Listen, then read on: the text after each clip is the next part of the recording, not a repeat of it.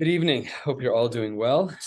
Today we are learning Maseches Gittin Daf Ches, and we are starting 5 lines down at Rav Nachman Bar Yitzchak Omar. Yesterday we had learned a couple of conflicting brisas about whether or not being on the water in Eretz Yisrael was considered, like in, let's say, the Mediterranean, is that considered to be part of Eretz Yisrael as it relates to our Mishnah? Remember, what we're talking about is befanai nechtav ubefanai nechtav. So if you're on a boat in a river, or if you're on a boat in the Mediterranean, how do we view the physical positioning of that boat on the water as it relates to the needs to say befanai nechtav ubefanai nechtav? So Rav Nachman really is providing another response to the conflicting brisos. Rav Nachman Bar Yitzchak Amar, B'naharos de Eretz Yisrael dekule alma lo pligi. Everyone agrees that if you're on a body of water within Eretz Yisrael, a river, something that's contained, let's say the Jordan River, for example, which is in halachic Eretz Yisrael, is certainly part of Eretz Yisrael. So then kule alma lo pligi, that it's part of Eretz Yisrael. That's for sure. Bodies of water internal to Eretz Yisrael, leisman depalik, that's considered Eretz Yisrael. And if a husband were to send a get, the shliach from those locations would not have to say befanai nechtav ubefanai nechtav. Or laki pligi biyam hagadol.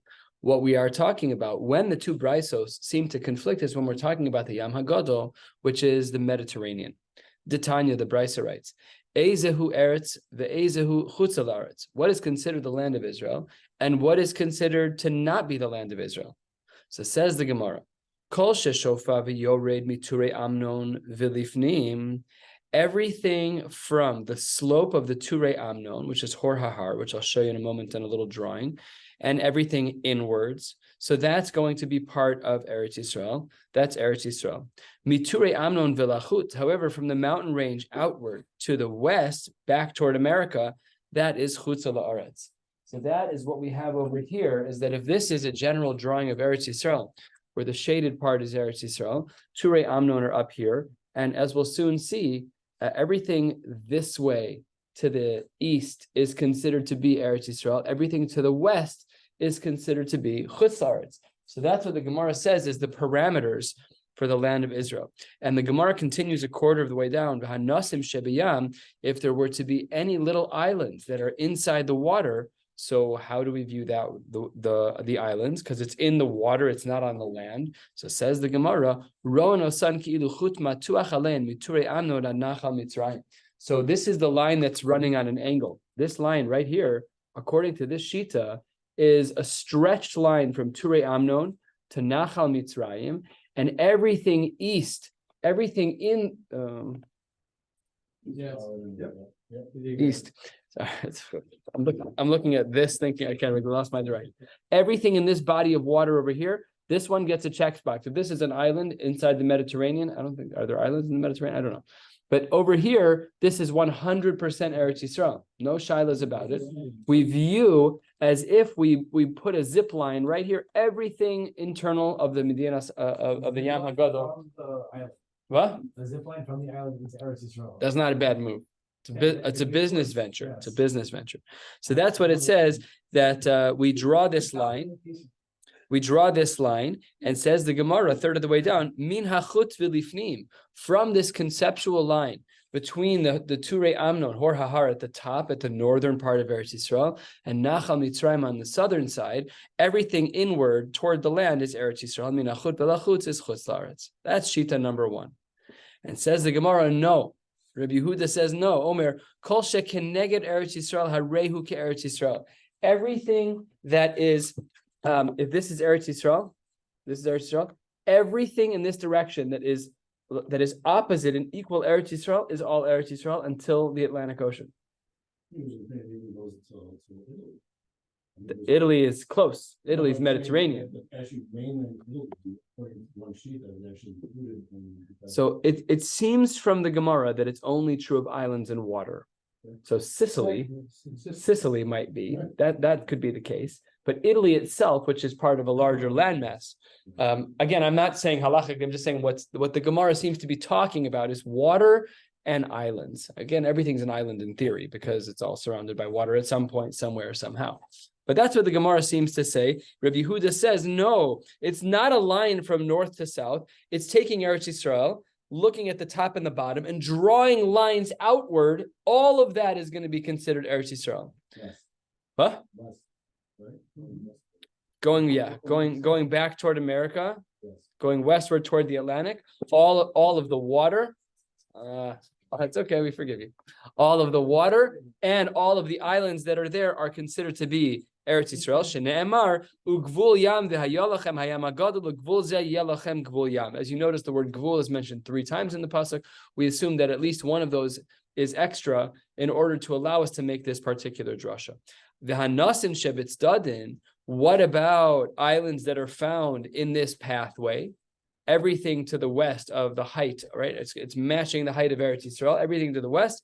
Rowan osan ki'ilu chut matuach alein mikapluria ve'ad yam yamukainus minachal mitzrayim ad yamukainus. From a city in the north called Kapluria, shooting out westward all the way to the Atlantic, and the same is true from the southern part of Eretz Yisrael, from Nachal Mitzrayim all the way westward to the ocean. All of that is included. So that's what the Gemara says. Just to the next line, min hachud v'lifnim, everything that's opposite in a due west fashion of Eretz Yisrael, that's Eretz Yisrael. Min hachud v'lachutz chutz la'aretz. So that presents the following machlokes in regards to islands. According to the first Tana, this island that is within the chut between Turei Amnon and Nachal Mitzrayim, this island is definitely considered to be Eretz Yisrael. And according to Rabbi Yehuda, both of these islands are considered to be Eretz Yisrael. But according to the first Tana, this is outside of the stretched line. Only Rabbi Yehuda would say that that island is considered Eretz Yisrael, whereas the Tanakama would not. And this, says Reb Nachman in the Gemara, this is what the Gemara means when it says that there are 2 brisos. Sometimes the boat is considered Eretz Yisrael and sometimes not. It depends where we are. And that's the different versions of these Tanaim. That's what the Gemara says. And that brings us to the sheet of the Rabbanon. So the Gemara says a little more than halfway down, Rabbanon, according to the rabbis, namely according to the Tanakama, who learns that we don't shoot all the way westward to Eretz Yisrael, but rather we have the line from Hor Hahar down to Nachal Mitzrayim. What does he do with the word Ugvul? V'Rabbanan hai ugvul my abdile, says the Gemara, mi boy le nasin. This comes to teach us about the islands that are there, to teach us that they're included. Rabbi Yehuda nasin lo tzrich ikra. Come on, why do you need a pasuk for that? It's swallowed within the parameters of the borders. Everything is fine and good. And what? Oh, really? It's underneath the water still. Also, the water levels could have changed. Big enough. It's a little island. There's not one landmass that protrudes. By the way, not to be rude to I don't understand the Havamina why the island wouldn't have obviously been included, even had the Gemara not articulated that islands have to be included. We're accustomed to think of island or think The what? International water. Yeah. Within border. Yeah. Whatever. I don't know. Yeah, but it could be you just reach the shore and you don't. When I was in Panama a few weeks ago, there were some islands that nobody lived on, but they paid people to sit there as squatters so that no other countries would take over. Yeah, they were like paid Panamanian young guys sitting there literally pounding tequila, just sitting on the island. When I got there, they offered, do you want some tequila? Far away, bro. Okay, let's continue, Rabbosai. The Gemara picks up 2/3 of the way down. The Gemara picks up 2/3 of the way down. Speaking about a din in our Mishnah, we had said that Akko was one of the northern borders, according to Reb Meir. Reb Meir Omer Akko ke'eretz Yisrael. So the Gemara says, really an unrelated question, but it's unrelated as it relates to Gittin, but it is a little bit important as it relates to another country, which is Syria. And Syria is a country that is north of Eretz Yisrael. And the Gemara says, the question was asked to Reb Chia bar Abba. Hamocher avdo l'Syria. If a person has a non-Jewish slave in Eretz Yisrael, and he sells the slave to someone in Syria, is that kemocher b'chutz la'aretz dami? Oh, no. If you're selling this slave in Syria, is Syria treated like chutz la'aretz? In which case, the Eved actually goes free, because you're really not allowed to sell your Eved Kanani in chutz la'aretz. You have to keep him in Eretz Yisrael because he has halacha to keep to some degree. Or odami or olo, or no, is it really like Eretz Yisrael? So the Gemara says, Rashi here actually highlights a very important historical note. Syria The reason why we have any sveikos about Syria is because of when it was conquered. Take a look at Rashi, 3 lines into the very wide line, 6 lines from the bottom. Dibur Hamaskal Syria, he Aram Tsova, which we have seen in literature throughout all of our learning. The Kavsha David. Syrian Jews still speak of themselves as coming from so. Syrian Jews? Oh, really? I didn't know that. I think so. Wow. How do they know that? Other than in general, just okay. So the Rashi here says it's Aram Sova. The Kavsha David, right? We know that Yehoshua did Kibush Rishon. That's all. Whatever he conquered is definitely part of Eretz Yisrael. V'hosifa al Eretz Yisrael, and he added it on, but it was Kibush Yachid. It wasn't Kibush Rabim. It wasn't Kibush Yehoshua. So therefore, Surah has this twilight zone status. Do we treat it like Eretz Yisrael or not? And what's the question we're asking about Surah here? Do we say that if you sell an Eved Kanani in Syria, that now the Eved goes free automatically because you violated the rules? Or no, is it like Eretz Yisrael and the sale is valid? So the Gemara says back inside, Amar Lahu, 8 lines from the bottom, Tani Tuha. We already learned this in a Mishnah. In our Mishnah, says the Gemara, Rav Meir Omer Ako ke Eretz Yisrael le Gittin.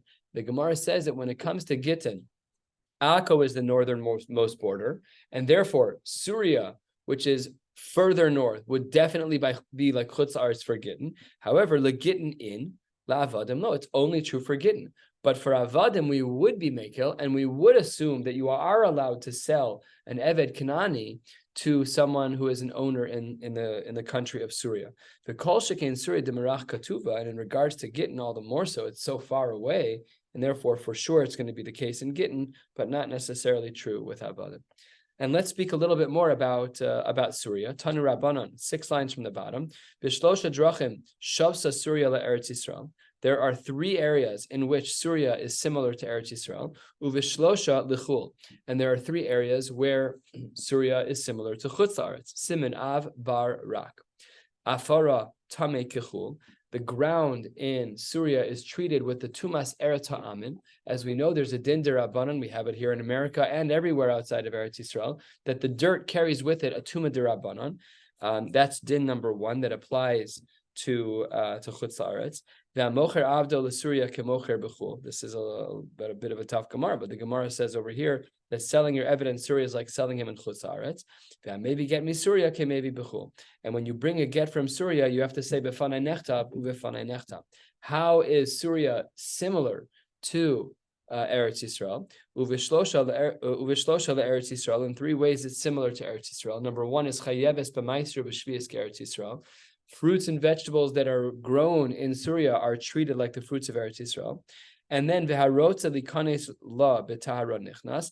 Somebody who wants to go into Syria and stay tahor, they can, which is difficult because we just said a line ago that there's Eretz Ha'amim. We'll ask that in a minute.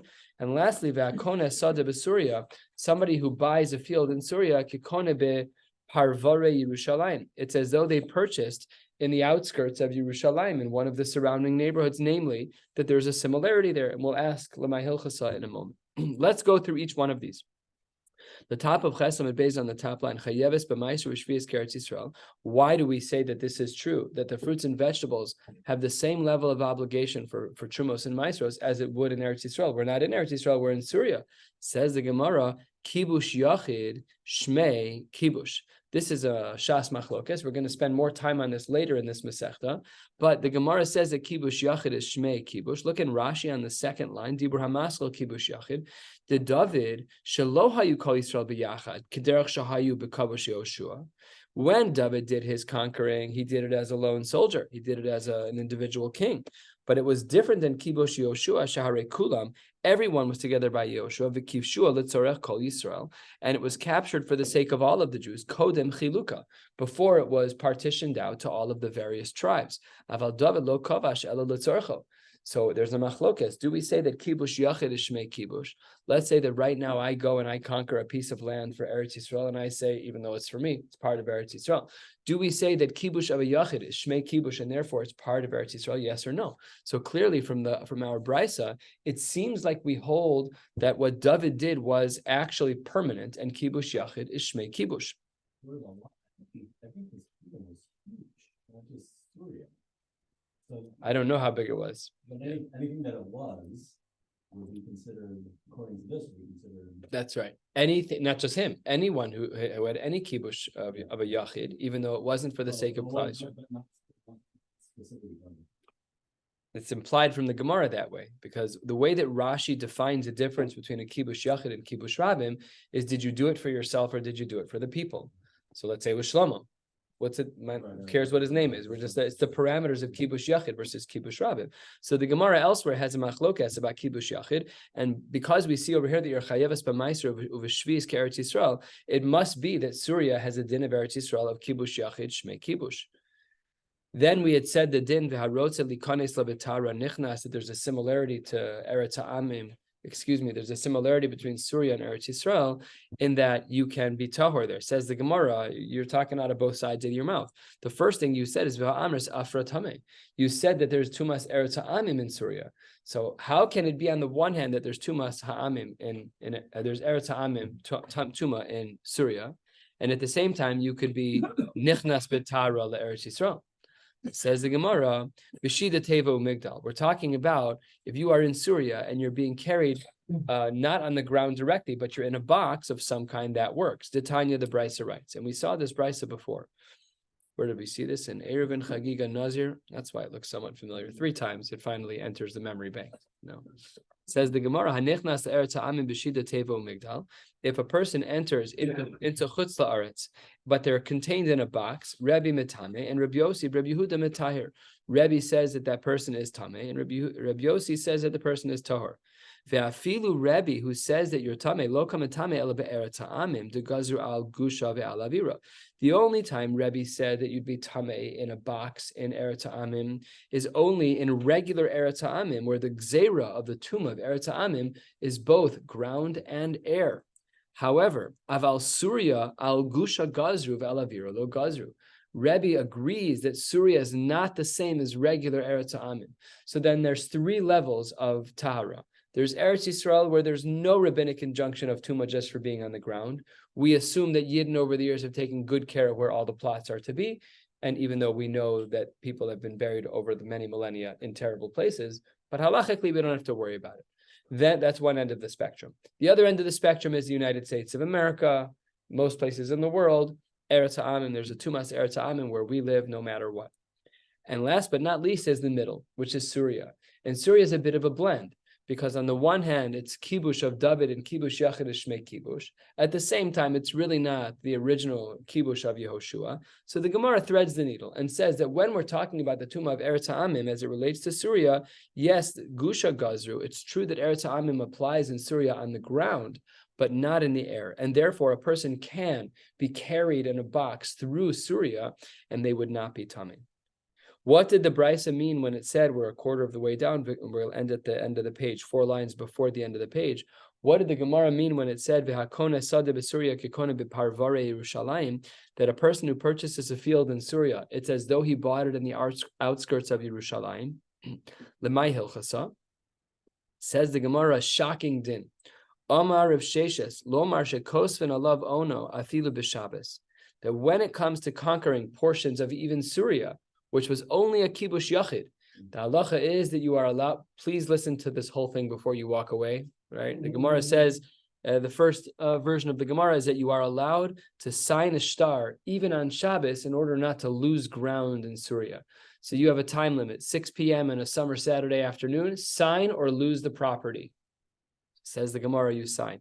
Asks the Gemara, b'Shabbos sel kadaitach? What are you talking about? Kibush Eretz Yisrael is. You can do that against the malacha d'oraisa for which you're chayiv skila b'mezid. Like, how's that even remotely possible? The Gemara says you're right. Kida amar Rava. What does Rava say? And Rava's initial comment is out of context, which is Omer la'ovdei kochavim be'oseh, that we know that there are times that we break a rule. The typical rule is that we have a rabbinic injunction called Amira La'akum. Amira La'akum is a din that we're not allowed to ask a non-Jew to do malacha for us.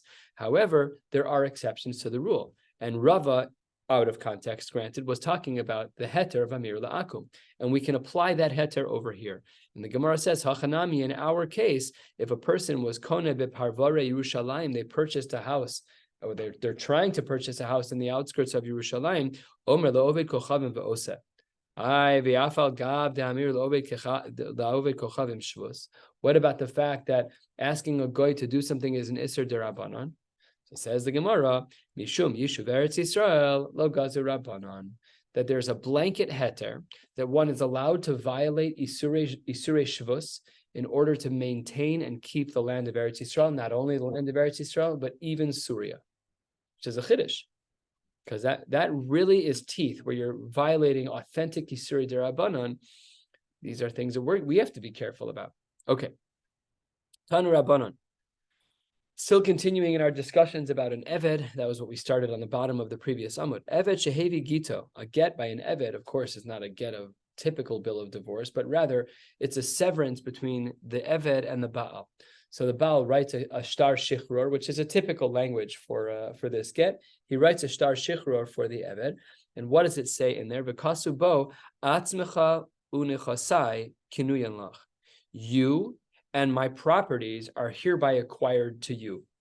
So you've gotten your freedom, which is atzmecha, and you own my property. That's what the shtar says. Eved goes to Beis Din and says, here, I get to take all the properties from the Baal. So it says the Gemara, what's the din? The din is that we don't believe both parts of the shtar. Atzmo kana, granted he's allowed to be freed. That's true. He gets, but nechasim lo kana. But he doesn't get the properties, because that requires a higher level of edus and verification. So yes, the shtar says it, but in a vacuum, the shtar alone is insufficient. It would have to come with edim. It would have to come with a higher standard of proof. So the Gemara says, well, what if the language was different? Halfway down, what if it was kol nechasai kinuyin lach, that the Eved has a get from the Baal that says everything I own. It doesn't distinguish between the Eved and the property. It lops them all into one thing. Everything I own is yours. So how does that work? Mahu Amar Abaye.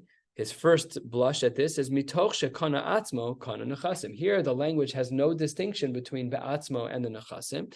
So Abaye's first shot at this answer is to say that just like you're kona yourself as an eved, you're also kona the properties of the Baal. Rava will hear nothing of this. Amar le Rava, bishama atzmo likne.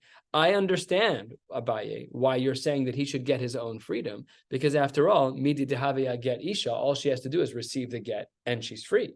There doesn't need to be a higher standard than that. Once she receives the get, she's divorced. But how, Abaye, can you say that he acquires the property of the owner? After all, we need to have a verification of the shtar that the Eidim signed, that the Eved is in fact allowed to take this property from the Baal. So therefore, Rava pivots and flips to the other extreme. Hadar Amar Abaye, Abaye changes his mind and says, Mitoch shelo kana nechasim lo kana atzmo. He says, baby and the bathwater. Because we need kiyum shtaros, and because kiyum shtaros doesn't apply here, so therefore the Eved is not allowed to have the property, and once he's not allowed to have the property, he's also not allowed to have his own divorce as well. Mitoch shelo kana nechasim lo kana atzmo. What?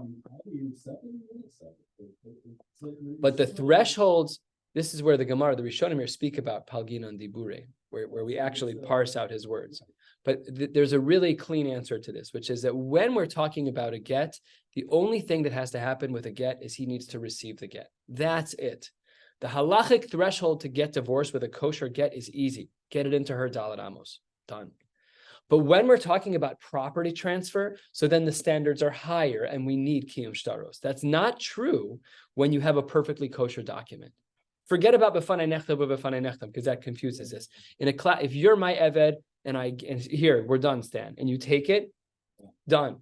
But the threshold for the second part of what was in the commitment of property is a higher standard, and we're not there yet. So we have to split.